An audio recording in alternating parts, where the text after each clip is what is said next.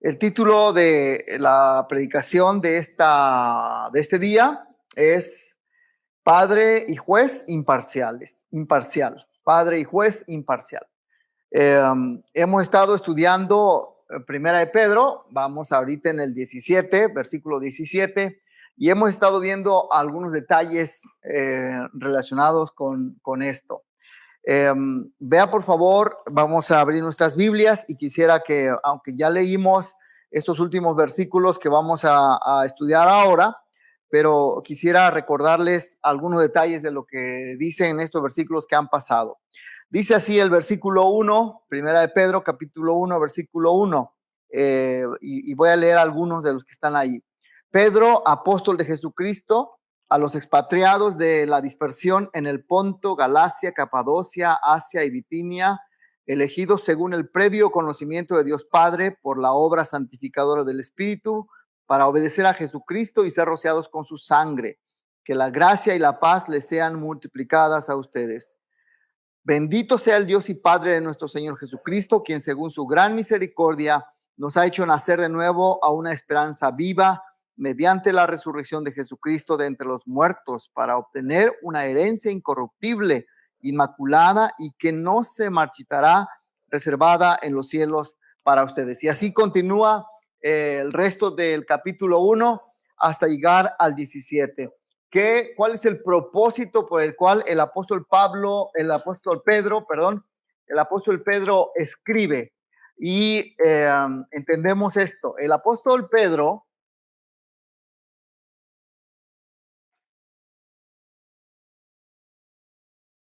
va a escribir esta carta por varios aspectos que aquí los vamos a enumerar. Bueno, ya leímos en el versículo 1 cómo él escribe, dice, a los expatriados de la dispersión. Esto implica entonces que hay cristianos que estaban atravesando tiempos difíciles.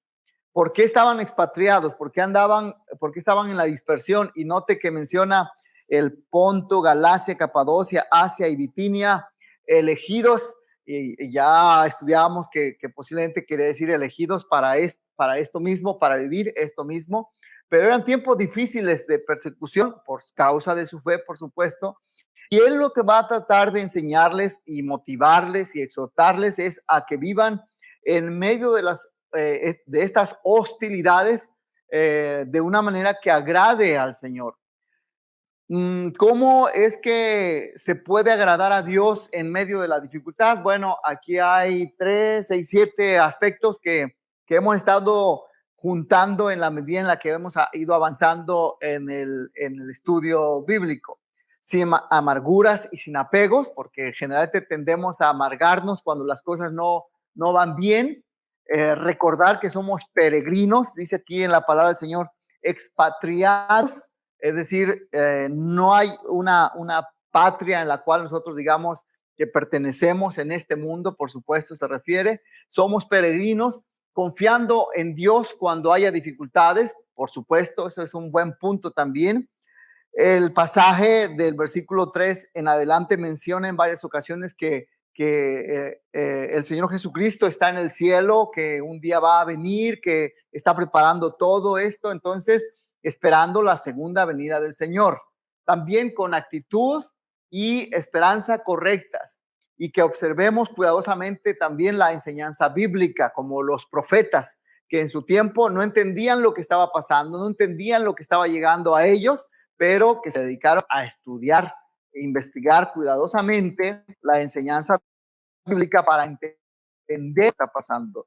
Y muchas de las cosas que están pasando y que no entendemos, pues lo que tenemos que hacer es reflexionar en la palabra de Dios, investigarla, estudiarla y ver qué es lo que el Espíritu Santo nos puede iluminar para entender lo que dice la palabra del Señor. Dice que les fue revelado para que pudieran entender. También imitando al Padre y al Señor Jesucristo, como la vez pasada que se pedía, dice el apóstol Pedro, porque el Padre celestial, y ya mencionábamos que la santidad se refiere no solamente a dejar de hacer algunas cosas, eso es muy reducido, sino era enfocarnos en el carácter del Padre Celestial, en todo lo que Dios es. Esta mañana queremos hablar acerca de vivir la vida con temor reverente, que eso es parte de lo que el apóstol Pedro va a proponer para que vivamos una vida que agrade al Señor. Eso está precisamente en los versículos que hemos leído. Y se invocan como Padre a aquel que imparcialmente juzga según la obra de cada uno. Condúzcanse con temor durante el tiempo de su peregrinación. Ustedes saben que no fueron redimidos de su vana manera de vivir heredada de sus padres con cosas perecederas como oro o plata, sino con sangre preciosa como de un cordero sin tacha y sin mancha, la sangre de Cristo, porque Él estaba preparado desde antes de la fundación del mundo, pero se ha manifestado en estos últimos tiempos por amor a ustedes. Por medio de Él son creyentes en Dios, que lo resucitó de entre los muertos y le dio gloria, de manera que la fe y esperanza de ustedes sean en Dios. Esto nos lleva entonces a que pensemos en este punto, que aprendamos a vivir con temor reverente ante nuestro Padre Celestial, porque Él es el centro de nuestra vida. Al final de cuentas, lo que nos puede dar una cohesión de lo sobrenatural con lo natural es ese temor reverente. Cuando hablamos de temor, vamos a enfocarlo un poquito más adelante, pero cuando hablamos del temor, tenemos que unirlo con la reverencia a nuestro Dios. Por eso hablamos de que vivamos con temor reverente ante nuestro Padre, porque Él es el centro de nuestra vida. Veamos ahora sí, versículo por versículo, algunas de las cosas que el apóstol Pedro va a estar enfocando para que vayamos extrayendo de la palabra del Señor algunas enseñanzas importantes que tienen que ver con lo que el mensaje central de lo que el Señor quiere que nosotros aprendamos. Para empezar, ¿por qué esforzarnos en vivir con temor reverente? Y el primer versículo, la primera frase, cuando dice en el versículo 17, y si invocan como Padre a aquel, y si invocan, y esto primero que aparece, ese sí condicional, realmente es una afirmación. No es tanto si hay duda de si invoco o no invoco, no, aquí es puesto que invoco como Padre. Hay una relación con el Señor como Padre, y lo asegura el apóstol Pedro, puesto que somos hijos de Dios, puesto que le hablamos directamente a Dios como a Padre. Esa es la idea de este asunto. Esto es importante, sobre todo que para ese tiempo del Nuevo Testamento, porque era algo nuevo. En la palabra del Señor, en el Antiguo Testamento se hablaba mucho del Padre, pero en un sentido nacional. Él es el Padre de la nación israelita, Él es el Padre del pueblo hebreo, Él es el Padre de un grupo. Pero es en el Nuevo Testamento en donde se cambia eso y se vuelve más personal. Por ejemplo, en Mateo 6, cuando el Señor está hablando de, bueno, ¿cómo vamos a orar? Él dice, cuando ustedes oren, digan así, Padre nuestro que estás en los cielos. Pero habla de un nuestro personal, no nacional en este caso. Y cuando él mismo se refiere a su Padre, que dice, yo y mi Padre, eso era asombroso que lo estuviera diciendo en aquel tiempo, porque no se hablaba de esa idea de un Padre personal, sino de un Padre nacional. En Romanos 8:15, cuando habla de esa relación de Abba Padre, que algunos cayeron, bueno, un escritor, se me fue el nombre, un escritor decía que Abba significa papito, pero no significaba eso. Abba es un balbuceo cuando el niño comienza a hablar, a tratar de pronunciar el nombre del Padre, Abba, y es ese balbuceo que se refiere a Dios, como cuando el niño dice pa o algo parecido a eso, pa, pero que no puede pronunciar el nombre de papá, pero se refiere a eso. Cuando el apóstol Pablo habla de que nosotros le decimos Abba Padre, él enfoca la relación tan íntima y personal, tan en confianza que hay con el Dios celestial, con el Padre nuestro que está en los cielos. Por eso se transforma esa idea de antes Padre nacional, ahora es Padre personal. Por eso es que el apóstol Pedro dice, puesto que nosotros tenemos esa comunión tan personal con el Dios celestial que le decimos Padre, en ese sentido tan particular, tan personal, eh, y luego sigue definiéndolo, a aquel que imparcialmente juzga según la obra de cada uno. Y aquí aparece otra característica de Dios, porque la forma en la que está escrito también se refiere a este Padre como el que juzga. Noten cómo dice, a aquel que imparcialmente juzga. Lo hace, dice ahí, de forma imparcial. ¿Por qué juzga de forma imparcial? Interesantemente, imparcial viene de una palabra griega que significa como ver el rostro, estar cara a cara con la otra persona. Es como cuando voy a hablar con la otra persona y le veo el rostro. Aquí el asunto es algo así como, y puesto que invocan como padre a aquel que, como es imparcial, parcial sería ver el rostro, es imparcial, quiere decir que no ve el rostro de la otra persona. Y obviamente eso es una figura muy, ahora sí que ilustra mucho la realidad de lo que está ocurriendo, porque a veces, por ejemplo, cuando tenemos cierta pena de hablar con alguien, no vemos el rostro, porque es mucho más fácil. O cuando vamos a regañar a alguien o hablarle duro a otra persona, es mucho más fácil no mirarle la cara por lo mismo. Eh, porque mirar el rostro de la otra persona siempre es más complicado realizar la acción. Por eso es que aquí es como si dijera aquel que cuando va a juzgar no ve el rostro, pero lo que quiere decir es que no ve el rostro para no ser parcial, para así no, digamos, es como si no conociera a quién está juzgando. Pero noten, dice a aquel que imparcialmente según la obra de cada uno, es decir, tanto de sus hijos como de los que no lo son. Es como si dijera, él no es parcial en ese punto, cuando va a juzgar. Es parcial cuando se está hablando a él como padre, porque es diferente la relación que se tiene. Es como si estuviera estableciendo dos tipos de relaciones. Una con sus hijos, es como un padre, y obviamente los que tenemos ahora sí que el privilegio de ser padres, entendemos lo complicado que es juzgar al hijo, no sé, llamarle la atención o algo así. No es lo mismo hablarle a alguien que no tiene ningún parentesco. Bueno, aquí él dice que no es parcial cuando juzga.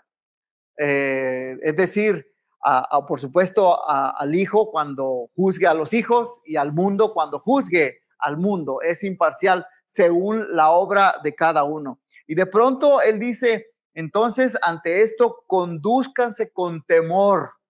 ¿Qué es ese temor a Dios? ¿Qué es el temor a Dios? Ahorita vamos a verlo en la siguiente lámina, porque eso es lo que él pide. Ante la realidad que el Padre, que Dios es nuestro Padre y es también nuestro juez, es Padre de los hijos y juez de los hijos y del mundo, entonces condúzcanse con temor. Es la forma en la cual él pide que se conduzca todo aquel que tiene una relación como padre con él o que no tiene una relación como padre con él. Pero también dice durante el tiempo de su peregrinación. Y aquí solo escribí la palabra en griego, es para que más o menos ubicáramos lo que está diciendo, pero dice allí en el griego paroikia. Si la ro la pronunciamos como doble R, diría parroikia, porque de ahí viene la palabra en español que es parroquia. parroquia. Durante el tiempo de su peregrinación, de ahí surge esta palabra parroquia. ¿Por qué parroquia? Bueno, porque no es lo mismo una catedral que una parroquia. La parroquia es temporal. La parroquia es algo, es un edificio que se pone no con la misma importancia, por llamarle así, o con la misma, ¿cómo lo digo? De otra palabra. Eh, es como pasajera, por decirlo así, porque de aquí surge la idea de más bien lo de es peregrinación, peregrino, extranjero, va de paso, es de paso, no está bien establecido. Bueno, eso fue solamente para acervo cultural, pero lo que quiere decir es, mientras estemos en este mundo, tenemos que aprender a vivir como extranjeros, como peregrinos, como que vamos de paso, porque Él es nuestro Padre y Él un día nos va a juzgar la obra de cada uno, tanto a sus hijos como a los que no lo son. Entonces tenemos que conducirnos con temor. ¿Y qué es el temor a Dios? Y me gustó alguna de las cosas que vimos, que hemos visto de lo que es el temor a Dios. Bueno, Proverbios 1:7 dice, el principio de la sabiduría es el temor al Señor. Entonces, ¿qué es el temor a Dios? Es el principio de la sabiduría. Quiero saber cómo vivir la vida de forma sabia. El principio es el temor a Dios. Cuando hablamos del principio, no hablamos de número 1, número 2, no, hablamos de el fundamento, de la base. Es como cuando decimos, bueno, vamos a construir un edificio. ¿Qué se construye primero? Obviamente el techo no, se construyen los cimientos. Entonces el temor a Dios es ese cimiento que va a dar fuerza, que va a dar altura a la vida misma. Entonces, en principio, la sabiduría es el temor al Señor. La sabiduría, al final de cuentas, es todo ese tiempo que vivimos delante del Señor de forma adecuada. Pero también Proverbios 8:13, en su primera línea, dice que el temor al Señor es aborrecer el mal. Y allí comenzamos ya a hacer una clara diferencia entre lo que significa el temor a Dios, porque tiene que ver con apartarse del mal. Por eso es que algunos lo describen de esta forma: una reverencia sana y santa para Dios. Sana y santa para Dios, hablando de ese apartarse del mal, aborrecer el mal. Un anhelo o cuidado nervioso y temblante, porque la verdad es que la palabra temor habla de la figura es como cuando tiemblan las rodillas, así del el temor. Y es muy descriptiva porque cuando uno tiene mucho temor o mucho miedo, pues tiembla todo, ¿no? Le tiemblan, dicen las rodillas, pero de hecho es una expresión que se usa ahí, te van a temblar las rodillas cuando vas a tener temor, porque eso es lo que describe el temor, por eso habla de un anhelo o cuidado nervioso y temblante para hacer lo que es correcto. Bueno, ya está tratando de describir lo que es el temor a nuestro Dios. Temor, maravilla, abnegación y la emoción tierna que viene cuando reconocemos la misericordia del Señor. Delante de la presencia de Dios ocurren estos dos aspectos. Por un lado, ese temblor de rodillas de que caramba, es el juez. Es el juez que en un momento dado va a emitir un juicio y hay de mí si es en contra de, por lo tanto me tiemblan las rodillas. Pero por otro lado, habla de una relación, como dice aquí arriba, una emoción tierna, porque es temor a mi Padre.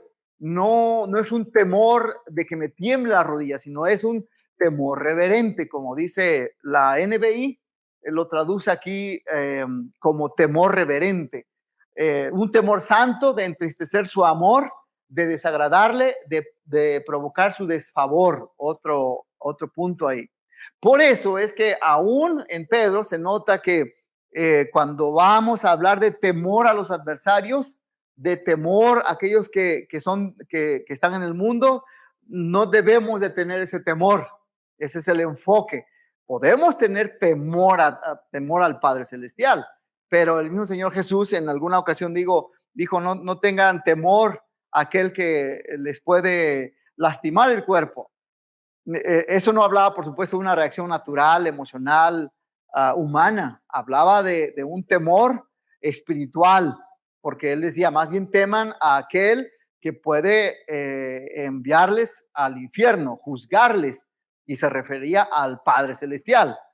No temer al hombre, no temer al ser humano en ese sentido, pero sí un temor reverente, un temor de que me puedan hasta temblar las rodillas delante del Padre Celestial. Entonces, el temor a Dios abarca los dos polos, pero al final de cuentas, dependiendo de cómo yo vea al Padre y sea mi relación, a Dios y sea mi relación, así va a ser. Si yo lo invoco como Padre Celestial, pues mi temor es diferente. Si yo lo invoco como juez, aquel que juzga, va a ser diferente mi temor.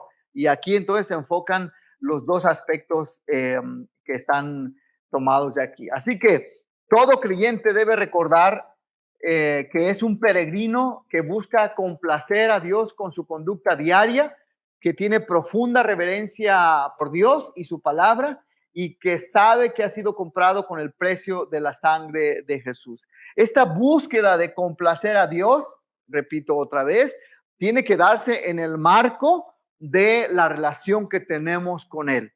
Si Él es nuestro Padre Celestial, por supuesto, busco complacerle, no en el sentido de que nunca lo dejo satisfecho, sino que es mi Padre Celestial y trabajo mi vida, mi relación con Él, buscando siempre mostrar esa relación con Él. Es mi Padre Celestial y Él merece mi respeto, mi admiración, maravillarme de lo que Él está haciendo, un respeto como a un padre.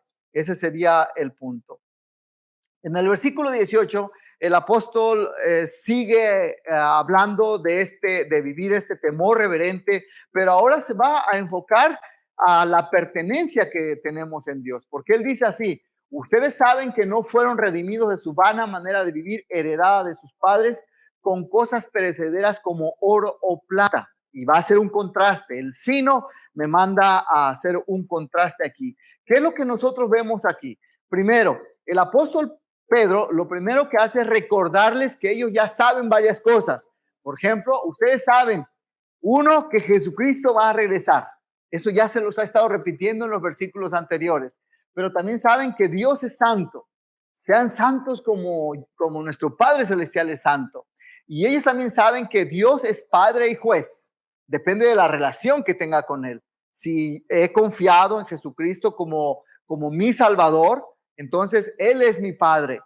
Pero si yo no he confiado, no he creído en Jesucristo como mi Salvador, entonces Él no es mi Padre y sí toma el lugar de un juez.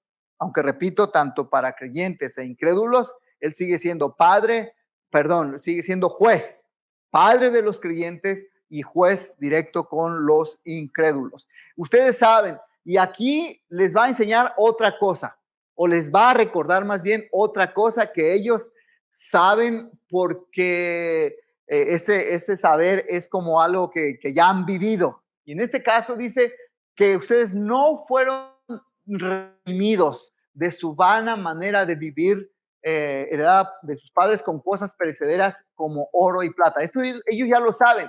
Ya llevan 4 cosas que ellos saben y que deben de aprender a vivir, y que los impulsa a vivir con ese temor reverente ante Dios. Pero veamos qué es lo que saben en este cuarto lugar. Cuando dice que no fueron redimidos. La palabra redención es una palabra que viene del mercado, redención. Es como si yo quiero redimir algo, tendría que ir al mercado donde venden cosas. Entonces, allí cuando voy al mercado, entonces se llega y se compra eso, se paga lo que vale eso, se paga un precio, es pagado un rescate para hacerlo mío. Es como si la otra persona lo tuviera que fuera de él. Pago un rescate. De ahí viene la palabra redención. Pero aquí, gramaticalmente hablando, quise poner el enfoque gramatical porque tiene mucha enseñanza. Dice ahí que es un aoristo pasivo e indicativo.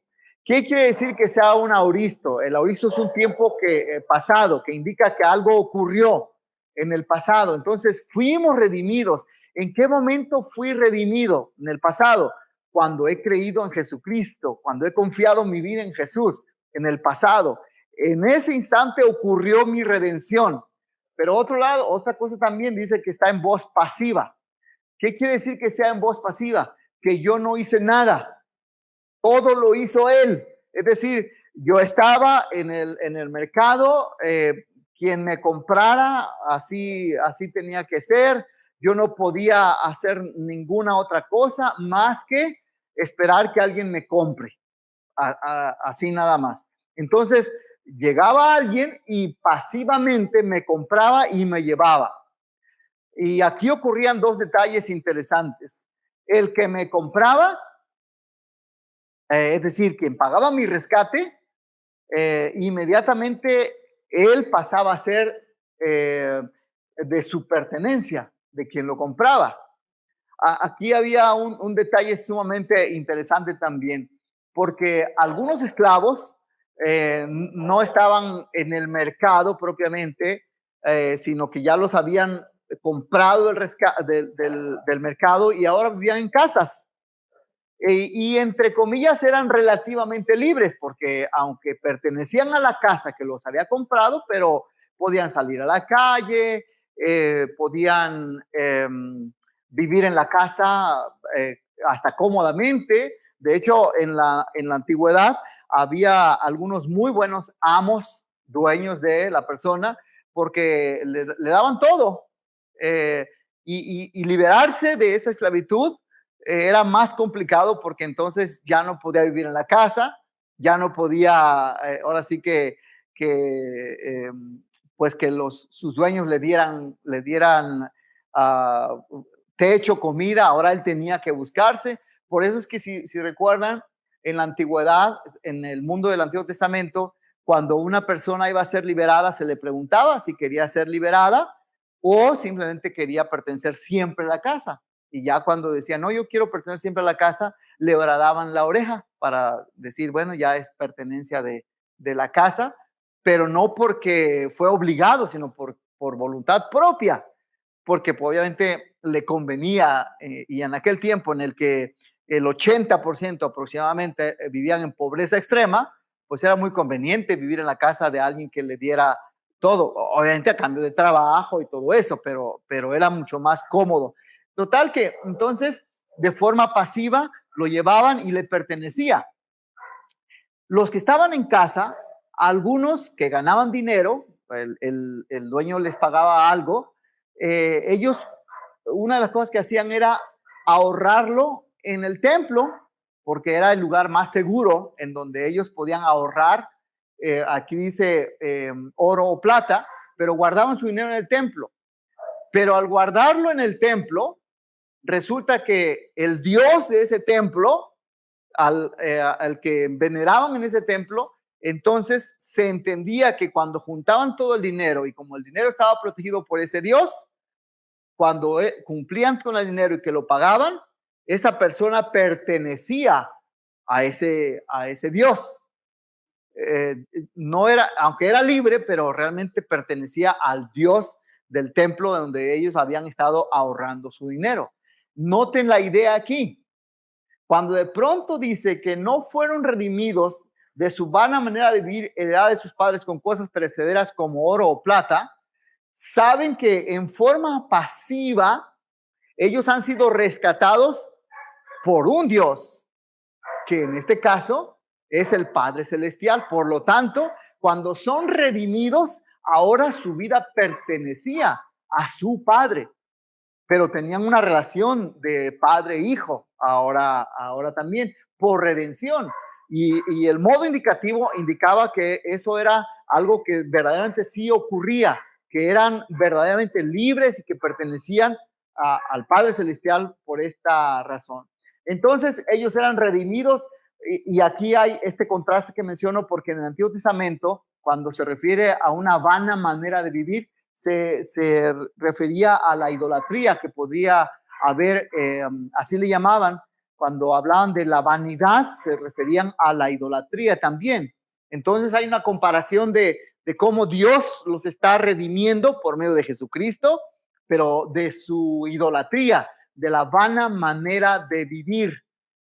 Aquí dice heredad de sus padres, porque posiblemente muchas de las enseñanzas que ellos tenían, aún de las emociones, pues eran imitadas al padre. Nada extraño, porque en la actualidad es algo muy parecido. Es decir, pensamos como nuestros padres, por ejemplo, cuidamos lo que nuestros padres cuidaban, respetamos lo que nuestros padres respetaban, imitamos muchas cosas heredadas por nuestros padres, directa o indirectamente, en cuanto a conductas y cuestiones materiales también, aún espirituales. Y aquí surge una pregunta que no es tan fácil contestar. Bueno, una sí, la otra no.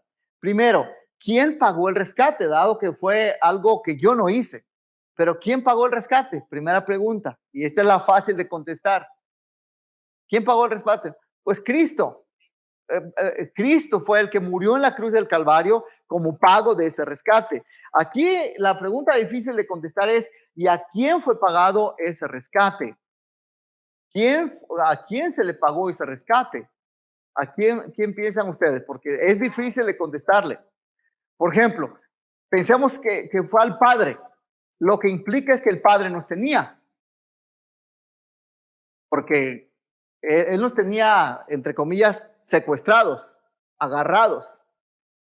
Si le pagamos rescate a él, entonces sería un poco complicado, como, caray, ¿cómo está el asunto, no? De todo ese. Sería el pago por las fallas al Padre, por las fallas que uno cometió. Ok, sí. Es el pago del pecado. Creo que, aunque se vuelve impersonal, porque es el pecado el que nos tenía y se le pagó al pecado. ¿Y qué es el pecado? No sé si me explico, pero es la mejor salida que puede haber. Por eso digo que es complicado responder la pregunta, ¿a quién fue? ¿A quién como, bueno, fue al pecado? Pero el pecado de pronto parece como si se personalizara y que fuera alguien que nos agarró, etcétera, etcétera. Pero es el concepto que está ahí. Ahora, Satanás, pues tampoco, porque Satanás no tiene esa autoridad, no tiene ese poder de tener. Se refiere, sí, al pecado, pero cómo lo manejamos, y eso es lo complicado con relación a eso. ¿Por qué fue pagado ese rescate? Pero como la palabra redimido implica que alguien me tenía o algo me tenía, puede ser que así. Bueno, lo que quiero enfocar es que no es tan fácil responderla, pero lo cierto es que sí fuimos redimidos. Modo indicativo, es una realidad que sí ocurrió. Interesante, por un lado, y sigue añadiéndose esto. Sino, otra vez, ese contraste con no fuimos rescatados con oro, plata, cosas perecederas, pero eso implica entonces en este contraste no solamente por qué fuimos rescatados o cómo, sino una nueva manera de vivir. Si antes vivíamos bajo el influjo de la idolatría, ahora que pertenecemos al Padre Celestial, rescatados por Jesucristo, entonces ahora hay una nueva manera de vivir. Dice, sino con sangre preciosa, dice, como de un cordero sin tacha y sin mancha, la sangre de Cristo. Esto es interesante por la forma en la que el apóstol Pedro hace este contraste de todo esto que está mencionando aquí. No con oro y plata, sino con la sangre. Y cuando habla de la sangre, habla de la muerte de Cristo Jesús. No habla de que como la sangre, como si fuera algo monetario, algo como para comprar, algo material, sino habla de la muerte de Cristo Jesús, que fue pagado por la muerte de Cristo. Y luego dice como de un cordero sin tacha y sin mancha, la sangre de Cristo. En el Nuevo Testamento se usan dos palabras para cordero. Una es la que aparece aquí, en griego está todo este versículo 19, es la que aparece ahí, Amnu, o en otra ocasión donde se utiliza esta palabra es en Isaías 53:7, donde dice que fue llevado como cordero, que no abrió su boca, y Amnu, como se lee aquí en el griego, lo que indica el énfasis está en la tranquilidad, en la paciencia del cordero. Es como si dijéramos, pareces un cordero. Si utiliza la palabra amnu, sería porque el cordero es paciente, porque el cordero está tranquilo. Entonces, aquí está usándose eso porque, bueno, ahí está amnu, como de un cordero sin tacha, haciendo referencia posiblemente a Isaías 53:7, porque la otra forma de referirse al cordero es la que se usa aquí en Apocalipsis. En Apocalipsis se usa esta palabra 21 veces. Y amnión, arnión, es la otra palabra que se usa para cordero. Y aquí el énfasis está en la debilidad.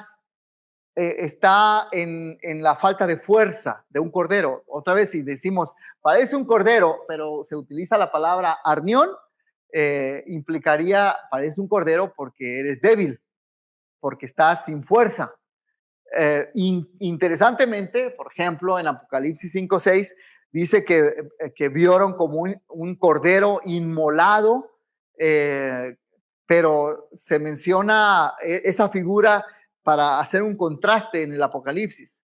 ¿Cómo es posible que un cordero débil ahora esté recibiendo toda la gloria, toda la honra, toda la majestad que él se merece? Es ese contraste que se nota en el Apocalipsis. Pero aquí el enfoque está en la paciencia de este cordero, precisamente para resistir todo lo que tuvo que aguantar con tal de que fuéramos redimidos por su muerte. Lo dice sin tacha y sin mancha. Realmente, cheque el sonido, sin tacha, sin mancha, realmente es lo mismo, sin tacha, sin mancha. Este Pedro está como tratando de enfatizar la pureza, la santidad de este cordero, porque sin tacha es exactamente como los sacrificios que ofrecían allá en Levítico por el pecado, que estaba limpiecito este cordero, sin tacha, y enfatiza sin mancha.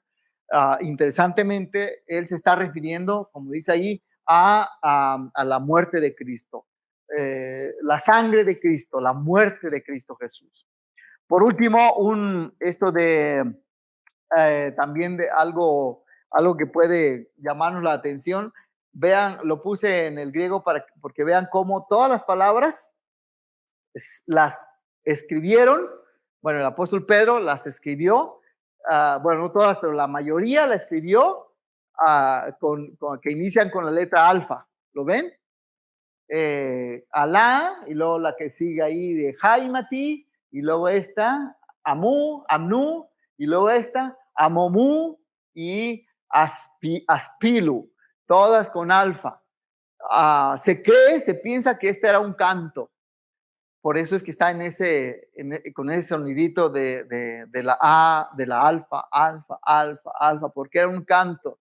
Imagínense alabar al Señor, honrar al Señor, porque fuimos redimidos con su sangre preciosa, como de un cordero sin tacha, sin mancha, es decir, la sangre de Jesucristo. Un canto que honra y que glorifica esa obra de nuestro Señor Jesucristo. Interesante cómo, bueno, ahora cantamos también canciones que exaltan el nombre del Señor Jesús, pero eso también debe enfocarnos para vivir con temor reverente delante de Dios, porque le pertenecemos, porque Él nos rescató. ¿Cómo fue ese rescate del Padre? Y vean cómo es esa redención, ese pago del rescate, cómo es que Él nos rescató para nuestra salvación. Por medio de Jesucristo, que fue su sangre, es decir, su muerte en la cruz del Calvario, que fue muy costosa, preciosa, y se refiere a un sacrificio tipo mesiánico, un sacrificio ofrecido de un cordero sin tacha, sin mancha, dice el apóstol Pedro.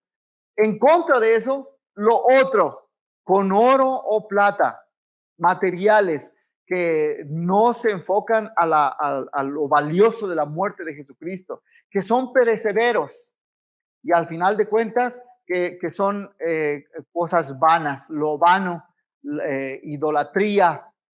Por eso puse ahí con lo otro, esa comparación. Esa comparación debe llevarnos entonces a que nos confrontamos a vivir delante de Dios con un temor reverente ante Él, porque somos sus hijos, porque Él un día va a juzgar el mundo también. Por último, en estos versículos, el enfoque va a estar que nuestro temor ante el Señor, temor reverente, debe ser porque al final de cuentas, toda nuestra vida se centra en nuestro Dios. Y noten cómo dice en el versículo 20, porque Él estaba preparado. Otra vez le doy, aquí habla de Jesucristo, le doy el análisis gramatical para que como apreciemos lo que Él está diciendo aquí, pero el tiempo perfecto me indica una acción que ocurrió en el pasado, pero que tiene todavía repercusiones en el presente. Eso es el perfecto, un tiempo perfecto. Él dice, Él estaba preparado desde la antigüedad hasta el momento en el que Pedro está escribiendo. Él dice, y eso tiene repercusiones, porque esa preparación que ocurrió en el pasado, aún hoy se ofrece para todo aquel, y obviamente a través de los tiempos, de los siglos, también hoy nuestro Señor Jesucristo fue preparado, está preparado para recibir a todo aquel que le busque. Dice, desde antes de la fundación del mundo. Bueno, es pasivo porque lo que quiere decir es que fue el Señor, es Dios el que está actuando ahí para preparar y llevar a Jesucristo hasta este punto. Y por último, es un participio, porque un participio a veces se convierte en un sustantivo, en una persona. Es decir, si hay una característica de nuestro Señor Jesucristo a través de los siglos, es que Él estaba siempre listo, Él estaba listo para ofrecer su vida por amor a nosotros. Dice, desde antes de la fundación del mundo, hablando de esa preexistencia de nuestro gran Dios y Salvador Jesucristo, pero se ha manifestado, y noten otra vez, aoristo, pasivo, participio. Llegó un momento en todo el tiempo, desde la fundación del mundo, en el que fue hecho ese momento en el que se manifestó nuestro Señor Jesucristo. Se manifiesta en ese momento, aoristo. Él fue manifestado, es la obra de Dios, es el Padre Celestial actuando alrededor de la vida de nuestro Señor Jesucristo. Dice, en estos últimos tiempos, y es Pedro el que está escribiendo, últimos tiempos. A veces me preguntan, o no sé si le han preguntado también, pero ¿estamos viviendo los últimos tiempos? Dice, desde que llegó el Señor Jesucristo, desde que se manifestó el Señor Jesucristo, los apóstoles dijeron, estos son los últimos tiempos. Estamos en los últimos tiempos. Por eso es que hablamos del regreso inminente de nuestro Señor Jesús, que muy pronto otra vez vendrá por segunda ocasión. Entonces, Él se ha manifestado en estos últimos tiempos. Simple y sencillamente esperamos el pronto retorno de nuestro Señor Jesucristo, porque ya se cumplió.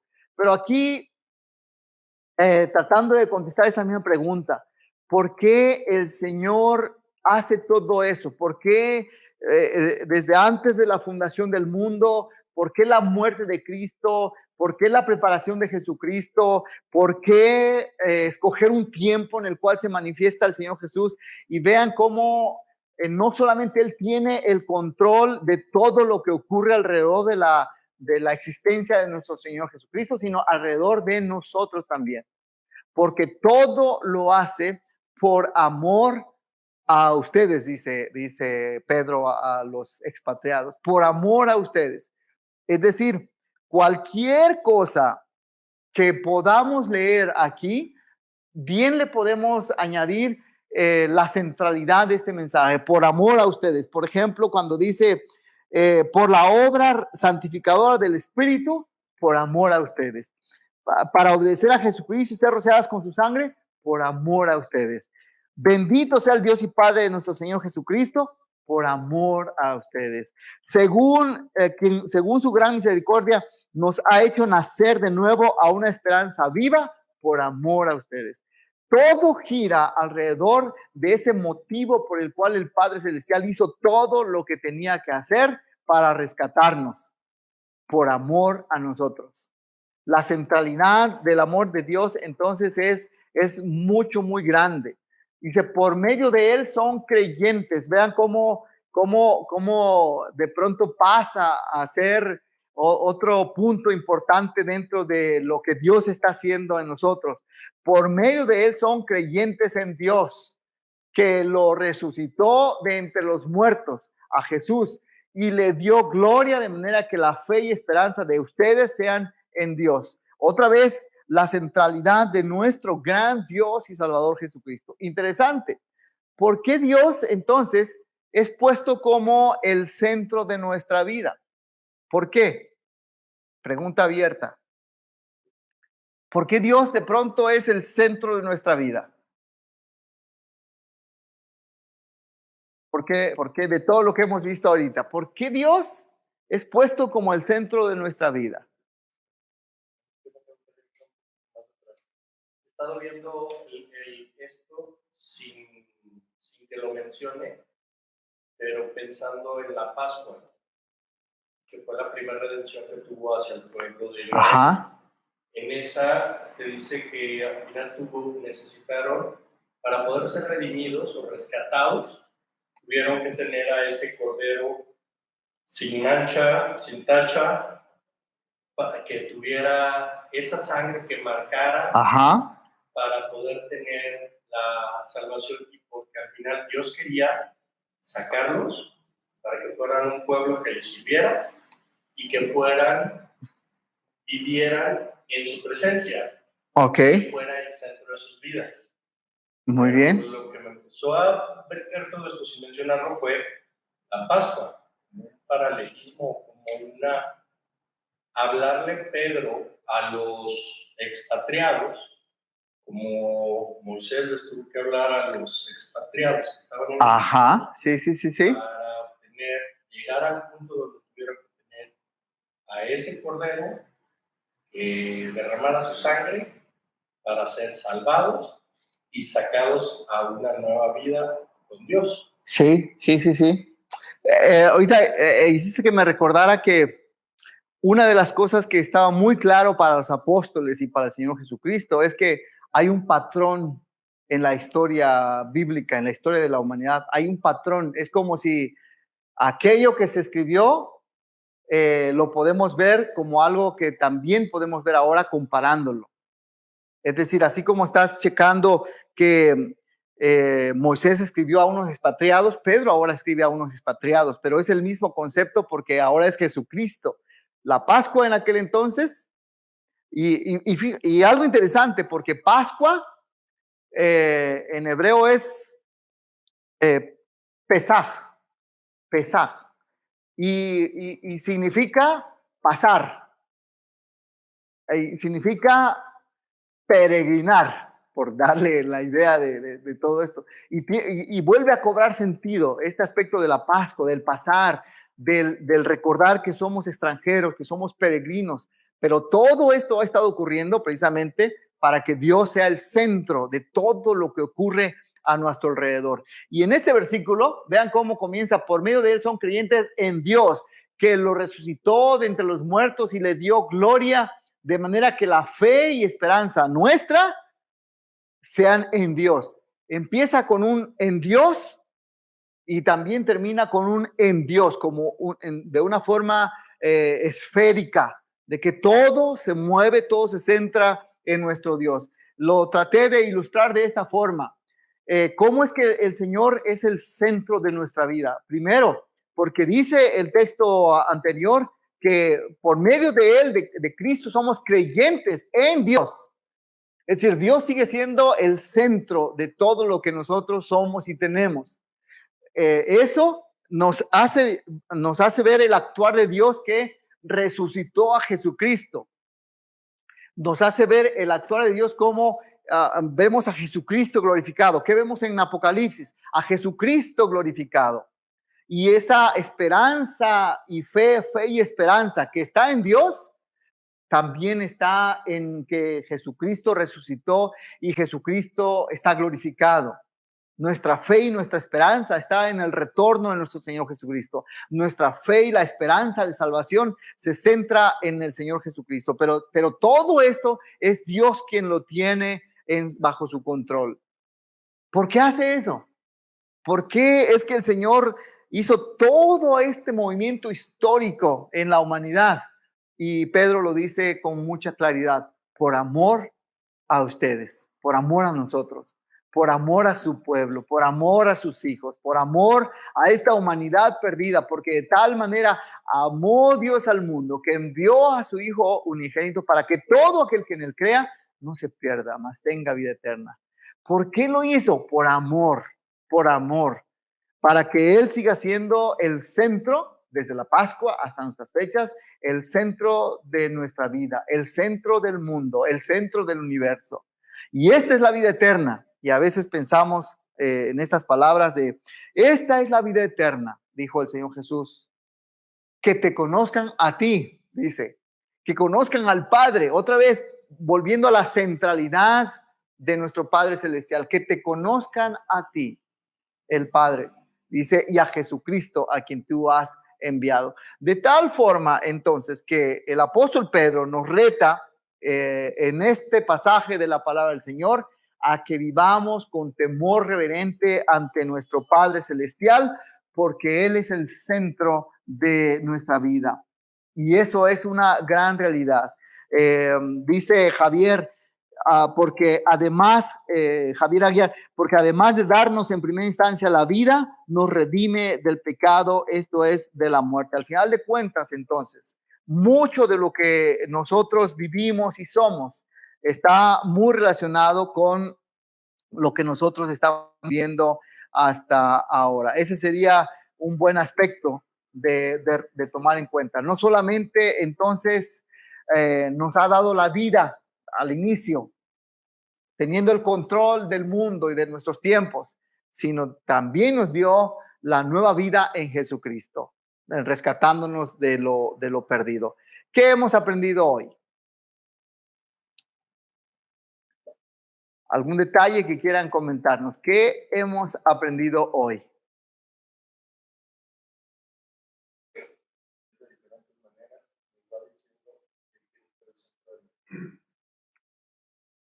Sí. Es una verdad.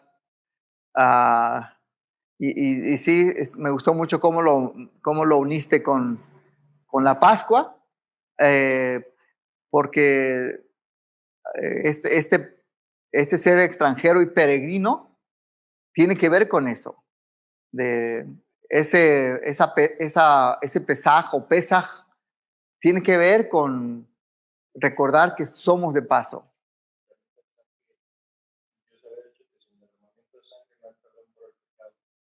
En ese momento, cuando iba a ser la Pascua, Israel no tenía todavía ninguna nación ni un lugar ante él. Así es. Dios lo estaba preparando para esta vida. Así es. Porque cuando Pedro les escribe a la gente, los está llevando a buscar ser una nueva nación. Sí. Y hay una promesa de algo que no se ve. Bueno, ellos no lo veían, bueno, nadie lo veía en aquel entonces, ¿no? La tierra prometida. Pero así como decíamos, hay un patrón bíblico, es lo mismo con nosotros. Hay una tierra prometida para nuestra vida. Y que por fe nosotros podemos ver. Así como por fe vieron la tierra prometida. Eso en Hebreos 11 se menciona, por ejemplo, ¿no? Este patrón se vuelve a repetir. En el principio creó Dios los cielos y la tierra. El centro de toda la creación era Dios. Y al final de todo, el centro será otra vez el Señor. Pero a nosotros nos toca vivir este tiempo Y tenemos que aprenderlo a vivir así, con ese temor reverente al Padre Celestial, porque Él es el centro de nuestra vida. Él sigue siendo el centro y quiere que lo recordemos. ¿Algo más que quieran compartir? El ejemplo que utilizó de mercado para hacer referencia a cómo Dios nos escogió, ¿no? Pero, digo, de entrada me llama la atención cómo Dios es quien hace todo, pero por ese ejemplo, o sea, me hizo pensar, quizá, digo, es un poco ilógico, por así decirlo, porque cuando uno va a comprar al mercado, normalmente escoge los mejores productos, ¿no? O sea, realmente pues uno se pone a seleccionar ahora sí que lo de mejor calidad y es lo que escoge. Podríamos pensar que Dios nos escogió por ser los mejores y en realidad es todo lo contrario, ¿no? O sea, ¿cómo puede ser que Dios fue al mercado y no agarró lo mejor? O sea, agarró quizás la fruta podrida, agarró el pan vencido y es ahí donde es algo que me hace pensar en la gracia de Dios, ¿no? Que es algo que nunca voy a poder entender, simplemente es aceptar ese amor que Dios nos tuvo y que en su pura gracia nos escogió de ese lugar. Sí, es interesante que aunque hablamos de un Dios y Padre que es imparcial, pero es imparcial cuando juzga. Allí no va a tomar en cuenta a los que no son sus hijos, no van a tomar en cuenta si es alto, si es bajo, si es así, si es asá, imparcialmente, sin verles el rostro, como sería la figura, lo va a hacer. Pero con sus hijos va a ser exactamente lo mismo, lo mismo, cuando con lo que se conoce como el Bimá de Cristo, el tribunal de Cristo, va a ser exactamente lo mismo, sin ser parcial en ese punto. Pero por otro lado, sí podemos ver a un Dios parcial, pensando en lo que Facundo acaba de decir. ¿A quién escogió Dios? ¿Por quién se orientó Dios? Y la Biblia dice que no se orientó por los que se creían sabios, por los que se creían inteligentes, por los que se creían... No, ahí sí fue completamente parcial. Completamente parcial. Y escogió, ahora sí que lo que él quiso, pero orientado hacia ese punto. Es decir, para ser escogido por Dios implicaría olvidarnos de nuestra inteligencia, de nuestra posición, de todos esos aspectos que nos pueden estorbar para volver a encontrarnos con Dios desde lo más básico, es cierto. ¿Algo más que quieran compartir? Muy bien, entonces vamos a terminar aquí, que el Señor nos siga bendiciendo y ayudando y recordándonos que tenemos que aprender a vivir con temor reverente, porque Él es el centro de nuestra vida. Él es el centro.